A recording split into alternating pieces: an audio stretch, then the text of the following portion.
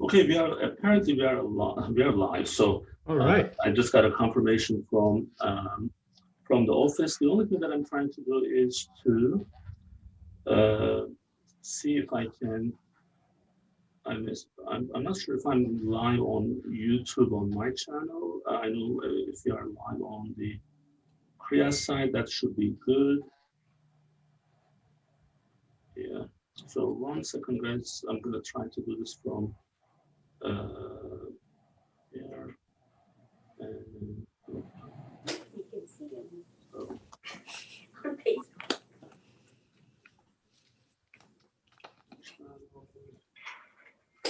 And,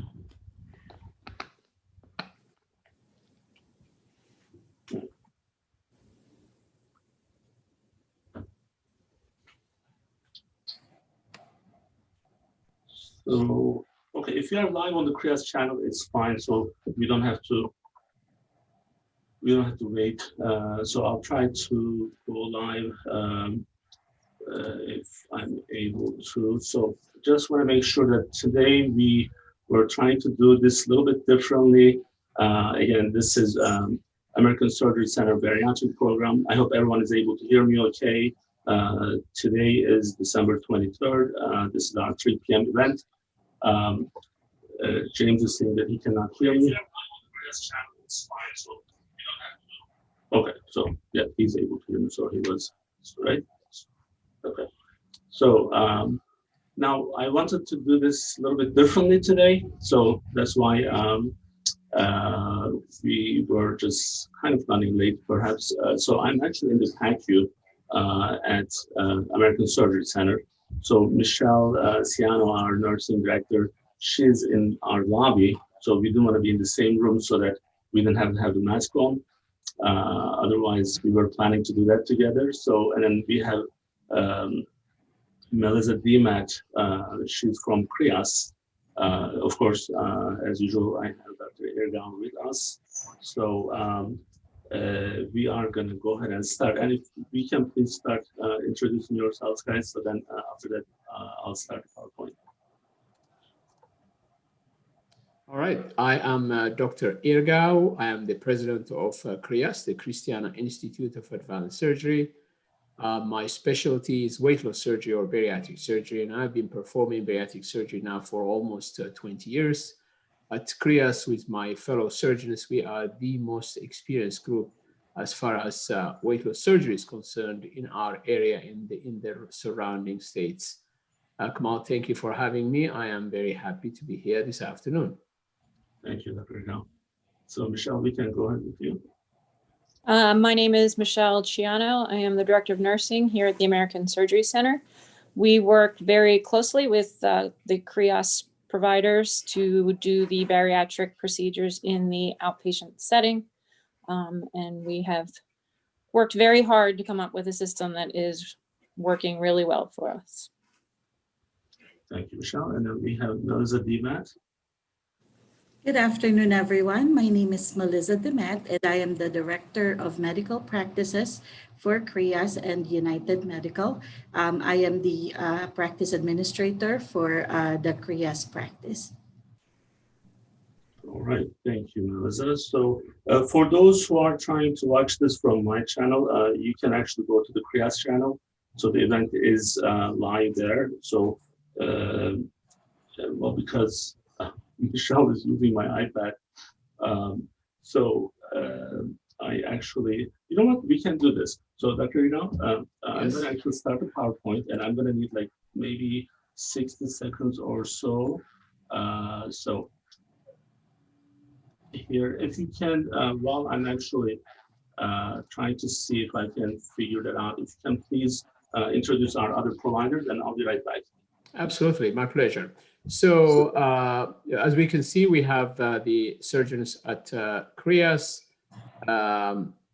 Here we have myself and then Dr. Gail Wynn, Dr. Michael Peters, Dr. Rahul Singh, and then we have Dr. Sachin Vaid, who actually is a colorectal surgeon. And then we have Dr. George Ibrahim, who is part of the bariatric surgery group. And of course, we have Cindy Ondrasik, who is our physician assistant.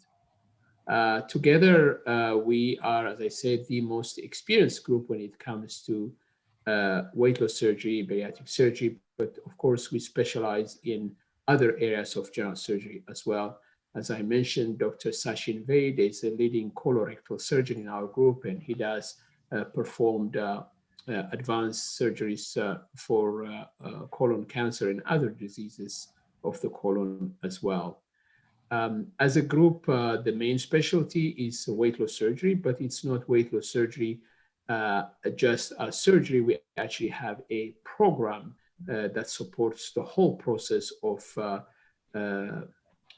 helping patients decide whether weight loss surgery is an appropriate option for them, and then taking them through a fairly extensive preparation process that equips them to be adequately prepared for weight loss surgery and life after weight loss surgery. And of course, our program follows them up for after surgery as well to support them either to detect any issues with nutrition, but also help them if they do struggle after surgery as well. Thank you, Dr. Irgau. So now we mainly do gastric sleeve at American Surgery Center, but we also do gastric bypass. If you can just very briefly tell the difference between the two, and then we'll start today's topic. Absolutely. So the two main procedures that we perform currently, and this happened to be also the two mostly commonly performed bariatric procedures in the United States currently, are the gastric sleeve or sleeve gastrectomy. And that is actually depicted in the diagram below where it says vertical sleeve gastrectomy. That is by far the most common procedure that we perform and offer, and also it's by far the most common procedure being offered in the United States currently. And then the other procedure that we offer is the gastric bypass. Starting from the left, that would be the third procedure that is depicted in this diagram. A gastric bypass actually happens to be a procedure that we used to perform in really large numbers earlier on in our experience. In fact, I would say probably the first 10 years of bariatric surgery at CHRIAS, the predominant procedure was laparoscopic gastric bypass. And of course, our group was instrumental in introducing and establishing the modern way of doing laparoscopic gastric bypass in the state of Delaware. The main difference between the two procedures essentially is that with gastric bypass, there is rerouting of the small intestine, whereas the sleeve gastrectomy does not require any rerouting of the small intestine. And of course, when we reroute the small intestine, there are important implications as far as malnutrition and need for vitamins. That is very different from the sleeve gastrectomy. In terms of the two, for surgery center, do we have any difference on the BMI level? Sure. So as far as the body mass index is concerned, with the gastric sleeve, the acceptable BMI at the surgery center is higher. So for female patients, a BMI as high as 60 can be undertaken in the surgery center. For male patients, a BMI as high as 55 can be undertaken in the surgery center. When it comes to gastric bypass, the BMI, the high BMI for females is 50, whereas for males it's 45. So there is a lower BMI requirement when it comes to gastric bypass versus the sleeve gastrectomy at the American Surgery Center. All right, well, thank you so much for that. Now, today, we wanted to mainly discuss about the practice and the facility. And then I know for patients, this may not make a lot of sense in terms of if these are different terms, but they are different. So when we say practice, we talk about actual visitation that's happening in the office. So this is the medical office. This is your surgeon's office. And that's where Melizza is coming from.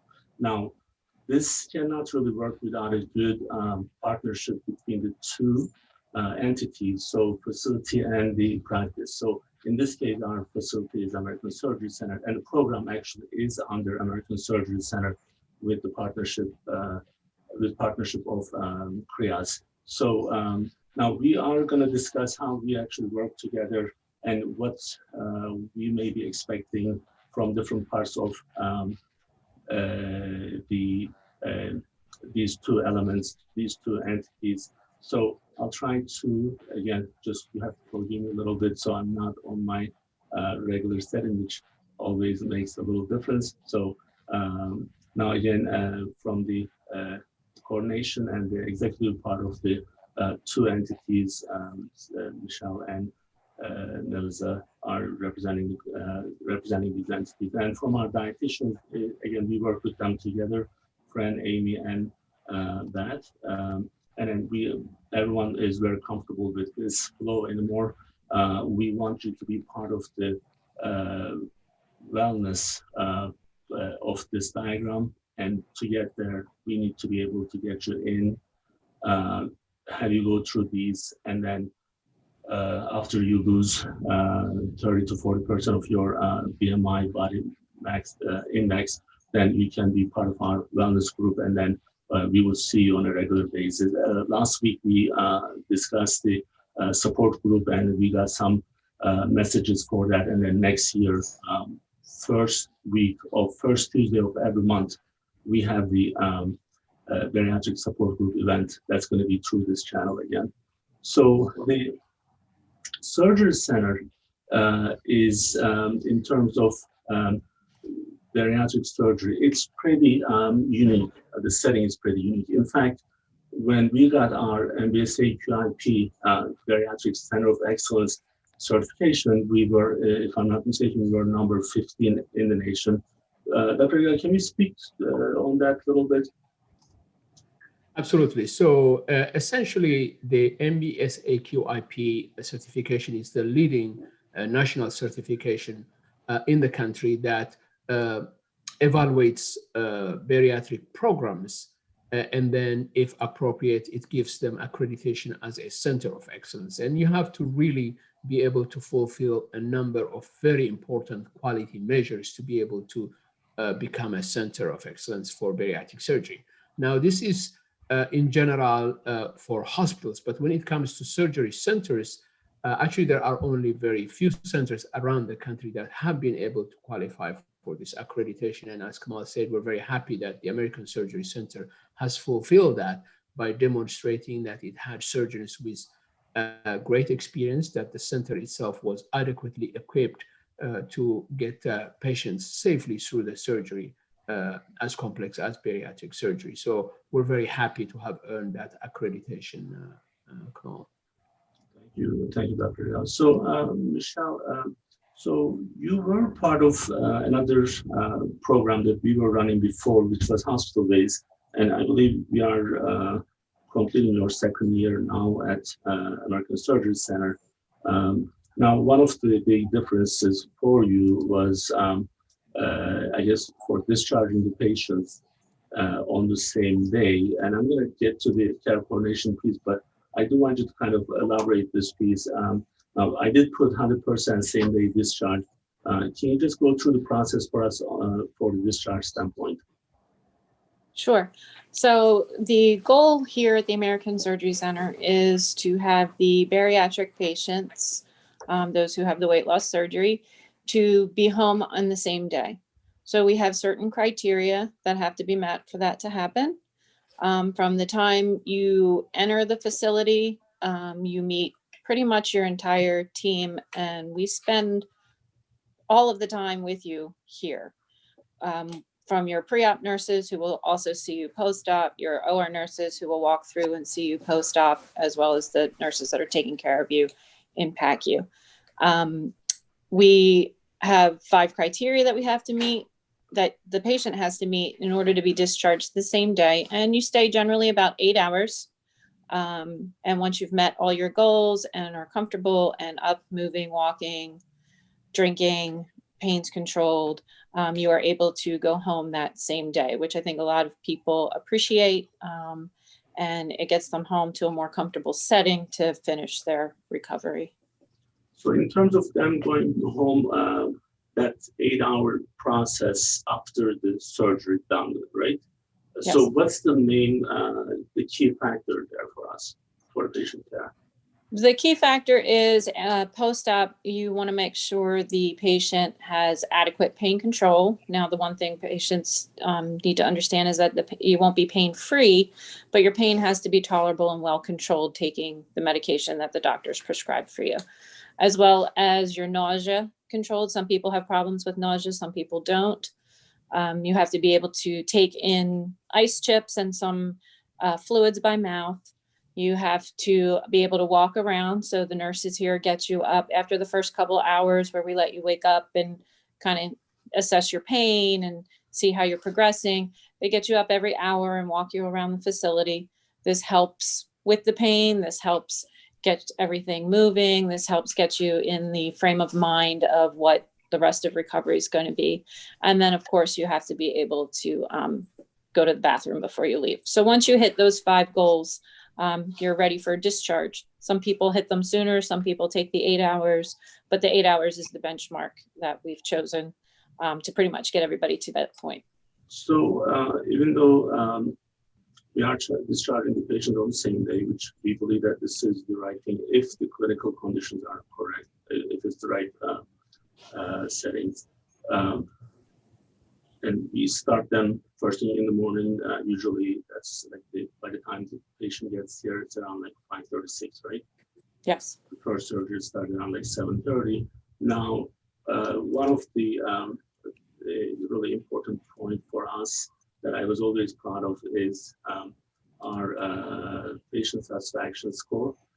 With all these, us being new in the surgery center setting, this is we are completing our 3rd year, or we are getting into our 3rd year, right? So 2018, 19, 20. So we are able to keep 100% patient satisfaction. Now, Michele, I know you and I, we go through these responses.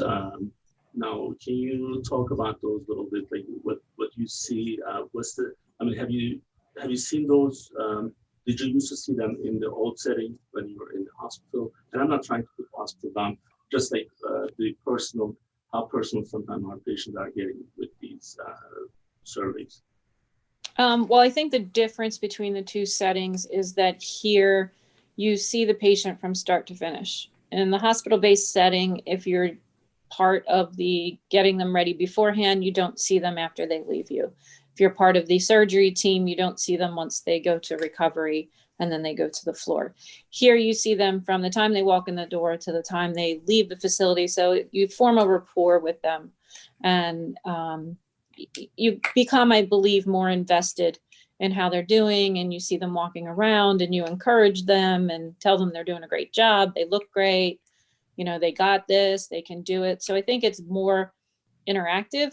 And I think it just forms a better rapport. And I think it helps the patients feel like they have a support system right from the very beginning, from those of us who have seen them from the time they walked in the door until the time they're discharged. So the other thing, Michele, we had to go through the pandemic together here at ASC. So we had about like 5 weeks, we didn't do any cases. Yes. This was late March and entire April and first week of May. Now, after we went back, we started with our bariatric cases. As you know, bariatric is not an elective surgery. It's a chronic illness that we are dealing with. So we wanted to make sure our patients are getting in. Now, can you give us a little bit of background on how you manage the COVID-19 here at ASC? So once we started to resume surgeries, once it was okayed and deemed on the safer side, we put into practice screening methods, not only for the patients where we screen them, we had them COVID tested, we had them quarantined for a certain amount of time. We also test and screen the staff daily. We continue to do that. We continue to screen all the patients for exposure questions, as well as continue to have them tested and quarantine as well. So we've implemented steps to make this as safe as possible for those patients undergoing the process. Now, from the patient standpoint, if someone is positive, we would know that almost about a week before of the surgery, right? Usually. We would know that at least they're tested generally a week before their surgery, and we know that usually within a day or two after they're tested, we have their results back. So if a patient does come back positive, we inform them that they're positive, tell them the next steps that they need to do, and then once they're past a certain time frame and have had a couple negative tests, we look back into getting them back on the schedule if that's what they choose to do. That's very good. So the other thing that we do here is the daily case conferences. So this is not the norm for many of the programs. In fact, we ran all the programs in all different hospitals in Delaware, from Christiana Hospital, Bay Health, St. Francis. One of the big difference we make here is the daily case conference to know exactly what's happening with our patient, which does impact our dropout rate greatly, which is much lower than what it is in the hospital settings. As we know, many of our patients are going through a lot of issues during this process, and then supporting them is extremely important. So I was going to go to Melizza and give us some background from the practice side, what CHRIAS is doing to keep the patients in the program, and then how your communication is with the facility. Thank you, Kemal. So from the practice standpoint, safety is our utmost priority. And with that in mind, that is why the case conference is at the very heart of the Bariatric program. That is where we screen our patients well to make sure that they go through all the process, to make sure that all the orders of the patients are all completed by the care coordinators. It's also important to point out that we also give individualized care to our patients, and therefore we tend and we make sure that we understand what the patients need per patient's situation, and then we help them at that level. There may be patients that may need social worker, for example, and we also assist them with those needs. In our case conference, it is a multidisciplinary team that's getting together and communicating and coordinating regarding the status of the patient. So we gather our nutritionists, our physicians, the management team, as well as our care coordinators and nurses. And we talk about the process of the patients. And then once we are already done with the pre-operative screening of that patient, we then also, together with the surgery center, which they are part of the case conference as well, we communicate with them. We talk to them regarding the surgery dates of the patients, which from the beginning of the program, we actually already discussed that with the patients, and then up to scheduling the patients for an appointment. And then if there is, for example, any abnormalities at the time, for example, if the patient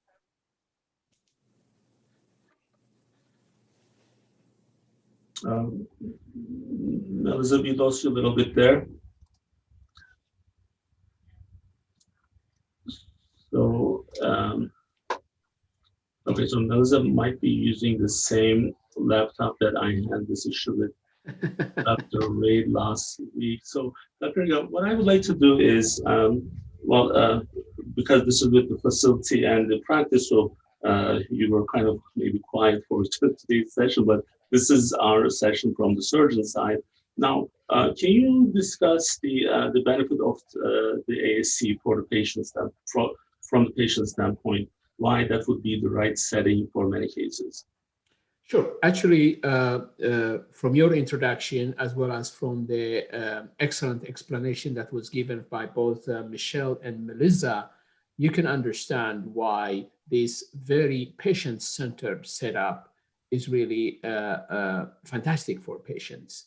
And the reason is from the get-go with that daily case conference, the patient is taken through and all the steps of the patient's process are actually examined in detail, and any support that is needed is provided by the bariatric coordinators, whose job it is to really follow up on patients. Although the case conferences are being done on a finite period of time of the day, the rest of the day, the case coordinators are actually working actively, communicating with the patient and with the different schedules that they have to help them through. So taking patients through this process, which sometimes can look very, very daunting for patients because of the appointments that they need to have, because of the different specialists that they have to see, is really an important support.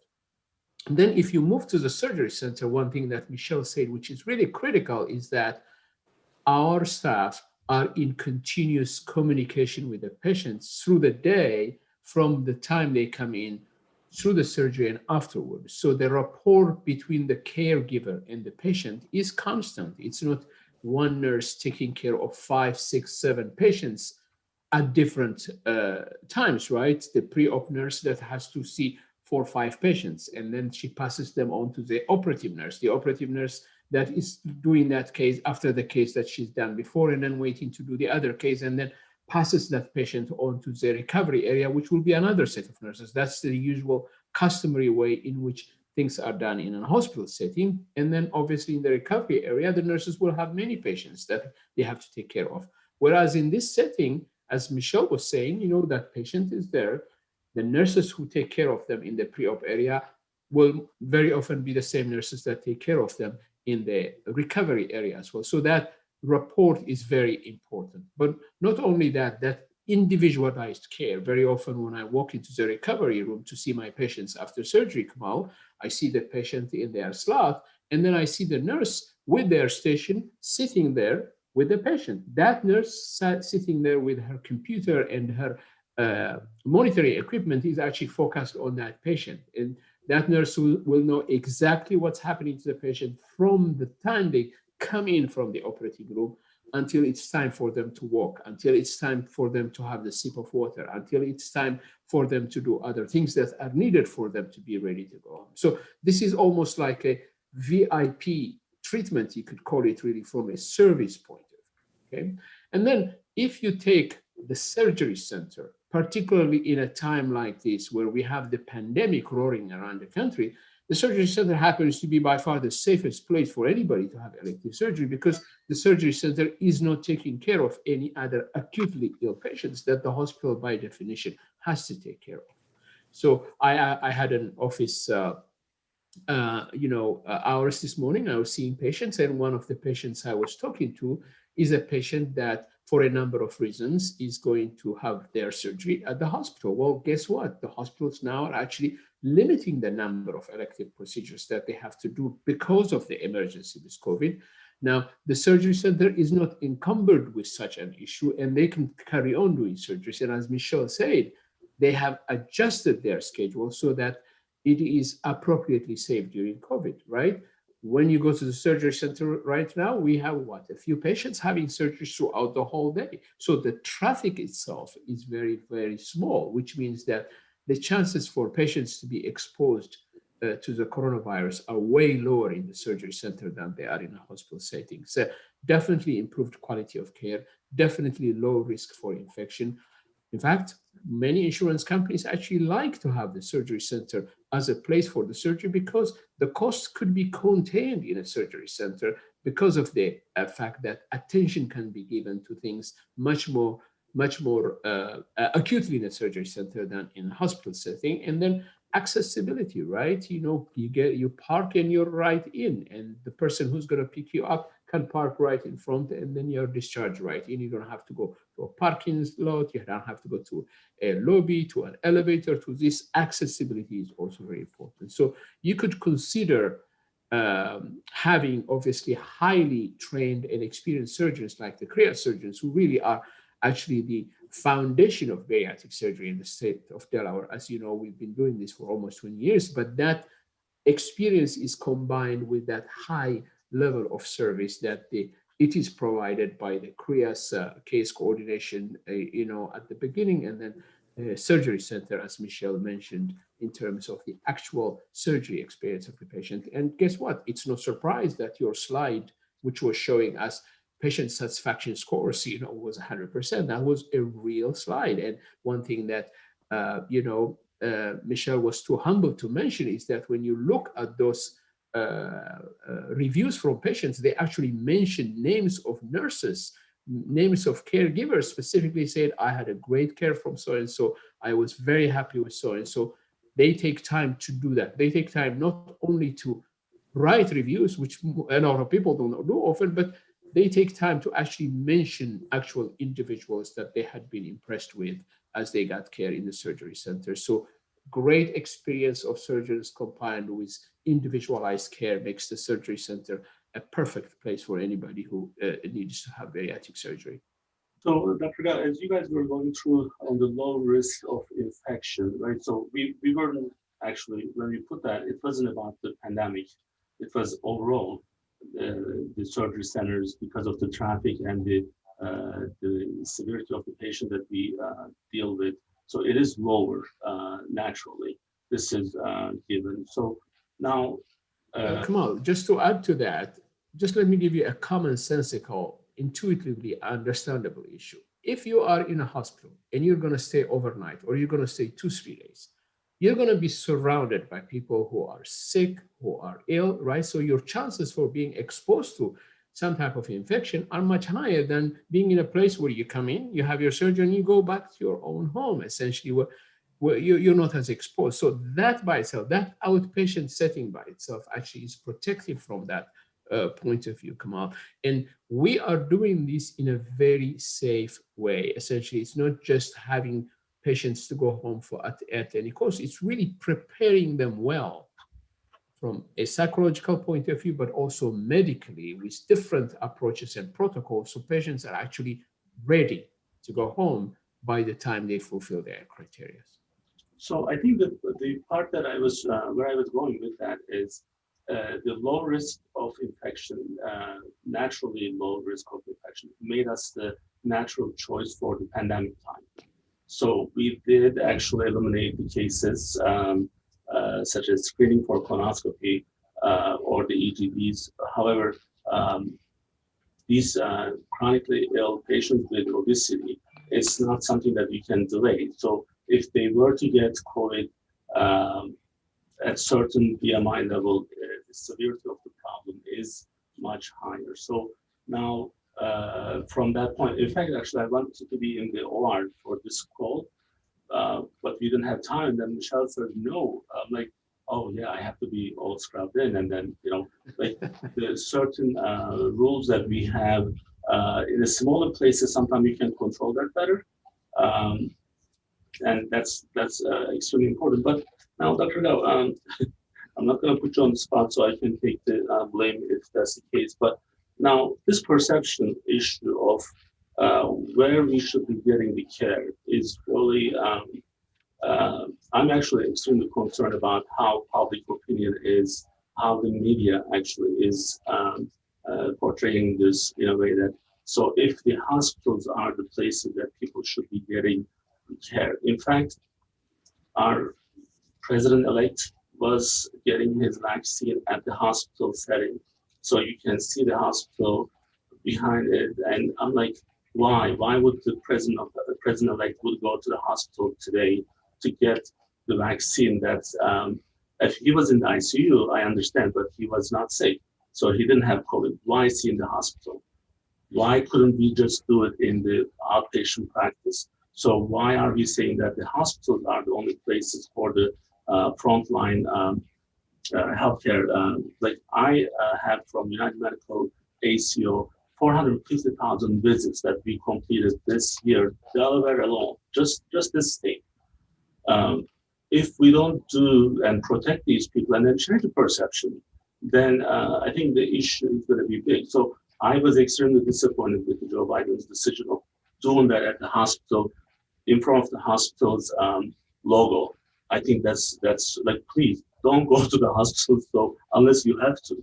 So hospitals are not to get your routine, preventive, elective, scheduled cases. It is a place where you have to be in the hospital. We'll make sure you are in the hospital. So, but it's not like there was a time where, Michele, you may remember that patient, not to mention names, but patient didn't want to go to the LabCorp or the Quest, but want to go to the hospital for blood work. And I was terrified. I'm like, no, you are not going to go to the hospital for that because we want to keep you away from where you may be getting infected for no reason. So this is kind of like something that the public really needs to know. And in fact, Dr. Irgau, maybe next week I do want to spend a little bit of time on that. You were part of our COVID-19 vaccination video. Thank you for that.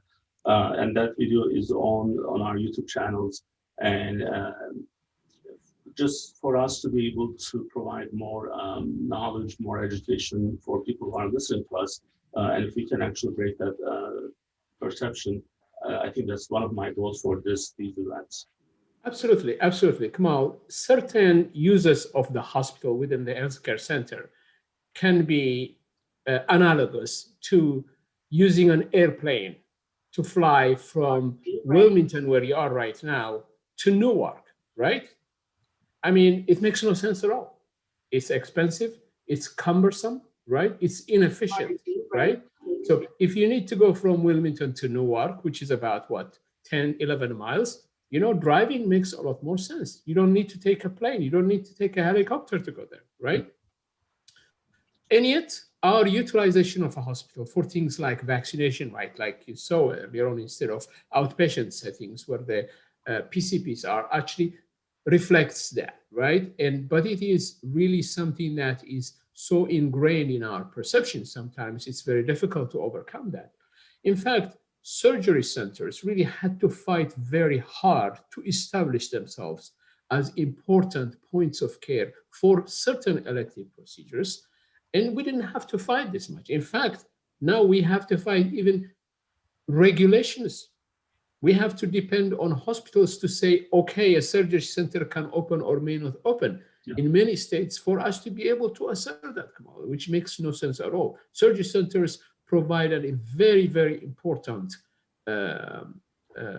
utility within healthcare for elective procedures so that patients can have that care without the encumbrance of having to go to the hospital all the time, right?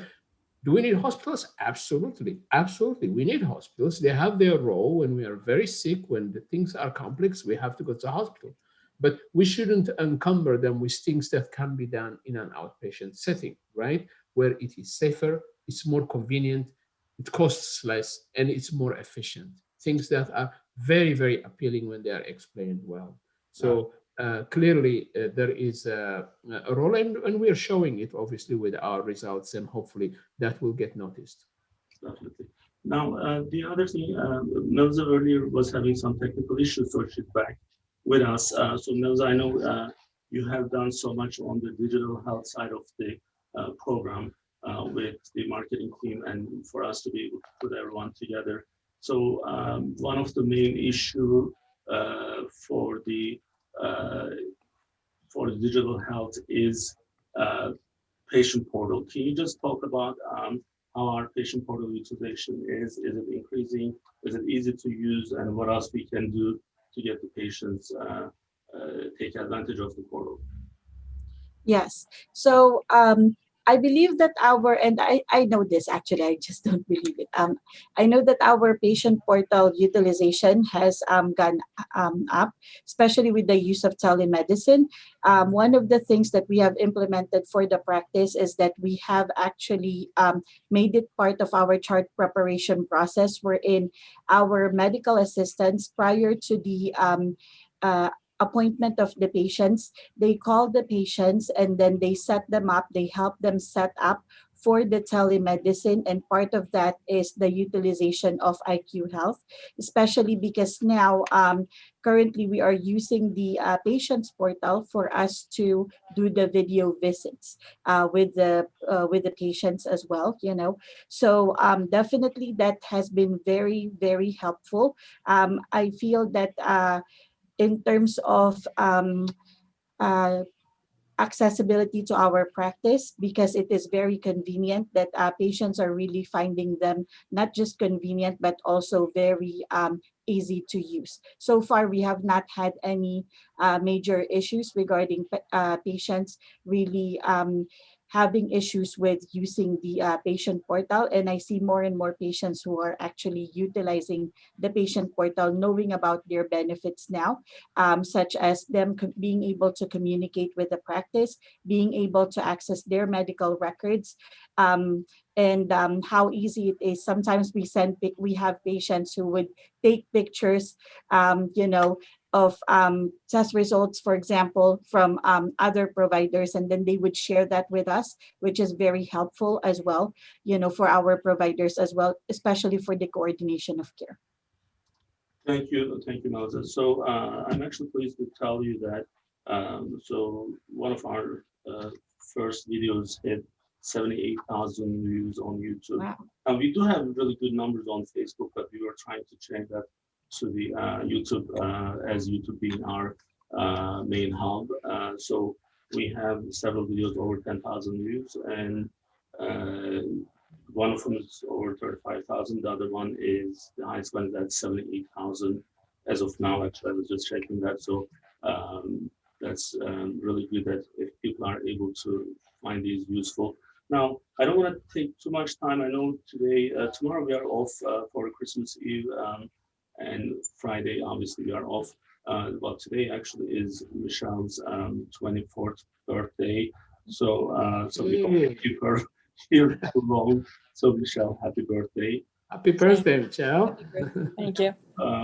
Now, next week we'll be back at the same time, 3 p.m. with a different topic. And in between, if you have any questions, you can always reach out to us directly from the social media channels. And Michele, Melizza, Dr. Irgau, thank you for joining me and staying for the event. I know you were done with the patients, so thank you again. So we'll be back next week at 3 p.m. Bye-bye. Bye. Happy Bye. holidays. Thanks. Bye. Thank you. Thanks.